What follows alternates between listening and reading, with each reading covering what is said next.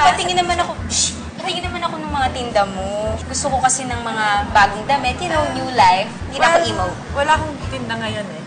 Ha? Sorry, wala nang puan eh. Wala kang tinda? Pakimala. Nawala ng tinda. Akala ko nga parang nadala ka na eh sa kakautang ko. Yung tagal ko nang hindi umutang sa'yo, di ba?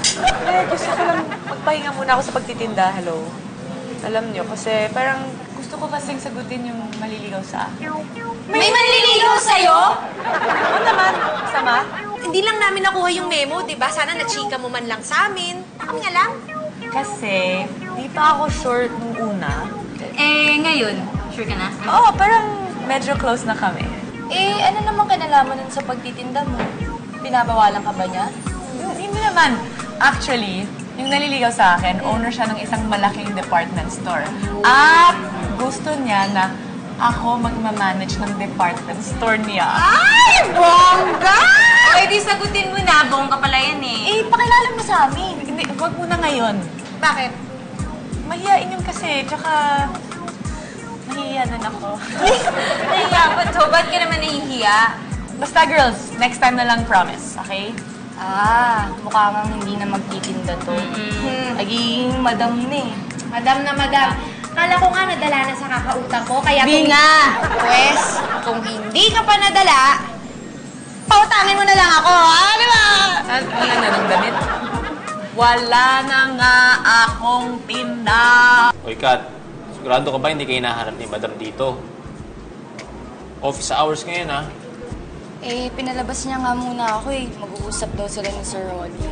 Mag-lunch break daw muna ako. Parang galit nga sa akin si Madam eh. Ba't naman? Ewan ko. Basta, itong mga huling araw, lagi niya akong pinagsasabihan tsaka sinisermonan. Ano ko ba? Ganun lang talaga yun. Eh, ikaw, ba't ka pala nandito? Wala ka bang ka-date? Eh, ito nga. Hinihintay ko pa yung tawag eh. Teka, may naalala ako. Nakilala mo na ba yung manliligaw ni Miley? Anong manliligaw? Boyfriend na niya. Ano? Sinagot niya na? Ano yung tsura nun? Pinakilala na ba sa'yo? Eh, ayaw niya pa nga pakilala, nahihiya daw siya. Siguro pangit yun, na mayaman na matanda. Makapangit ka naman. Porque ba mayaman, matanda agad?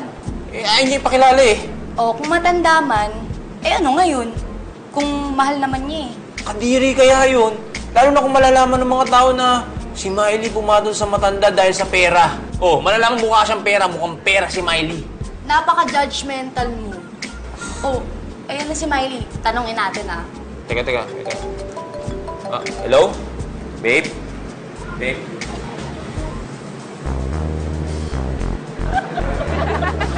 Hoy, Kamusta yung boyfriend mo? okay naman. Masaya kami. O kailan ba namin yung makikilala? Actually, dapat nandito siya ngayon eh. Kaso lang baka naligaw. Kanina ko pa siya hinintay eh. Oh? Ay! Hi, Juanito. Okay, wait ha. Oh, lalabas ako dyan.